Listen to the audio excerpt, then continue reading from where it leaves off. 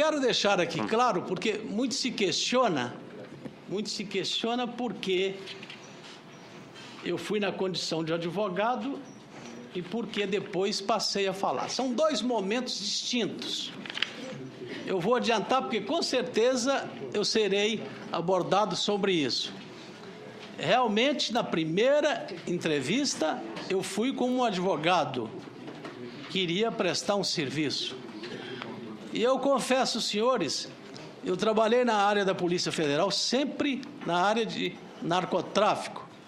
Então, quando me aposentei, imagine o tanto de clientes que tinha.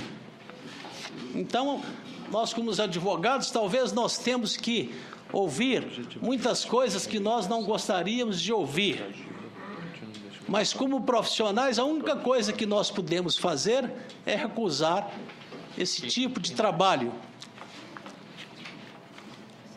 Entretanto... Por favor, continue. Eu posso prolongar um pouquinho? Por favor.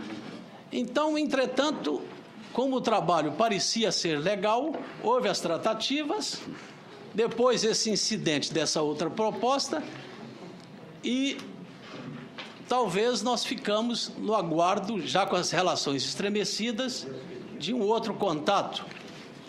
Para minha surpresa, esse momento que é bastante interessante, eu ouvi a proposta como advogado e não poderia jamais, como advogado, dar publicidade a assuntos tratados com meu cliente. Acontece que, na outra semana, eu passei a ser assediado sistematicamente por um jornalista e recusei a falar com esse jornalista e mandei uma carta indicando o motivo pelo qual eu não poderia falar como advogado. O jornalista soltou, numa revista nacional, a primeira reportagem, indicando, sobre o título até, parece-me que ordem na casa. E ele teria feito algumas insinuações desse contrato. Eu mandei uma carta para o jornalista indicando que eu não poderia falar sobre o assunto.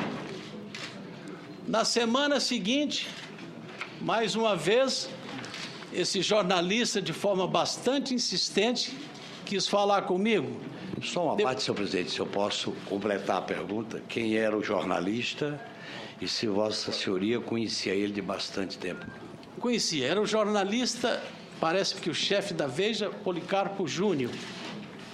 Na segunda oportunidade, ele, com mais insistência, houve a negativa minha através de uma carta, no sentido que eu não poderia comentar fatos na posição de advogados, que tomei conhecimento. Eu teria todo o direito de recusar a fazer o trabalho. Mas ele voltou a insistir e que teria novos dados comprometedores.